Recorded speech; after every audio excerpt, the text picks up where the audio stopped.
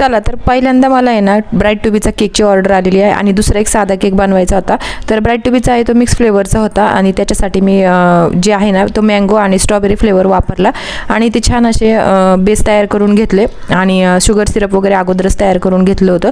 White क्रीमने आपली whipping cream असते ना त्याने कोटिंग करून घेतलं, कारण त्याच्यामध्ये जो केक होता ना तो पिस्ता कलरचा होता, एकदम लाईट शेडमध्ये. तर कदाचित तुम्हाला इथे दिसणार नाही. तर इथे मला टॉपर काही मिळालंच नव्हतं, तर मी इथे स्टिकरच बनवून आणले. तर मी नेहमी असेच करते, जर टॉपर नसेल ना तर ऐन वेळेला मी हे स्टिकरच यूज करते, बनवून आणते. आणि इथे पिस्ता कलरची क्रीम मी तयार करून घेतली आणि छान असं कोटिंग करून घेतलं व्यवस्थित. पिस्ता कलरची क्रीम अशी व्यवस्थित अशी तुम्हाला दिसत नाही, कारण खूप फेंट कलरची पिस्ता क्रीम होती. आणि इथे मस्त असे फ्लॉवर वगैरे काढून घेतले.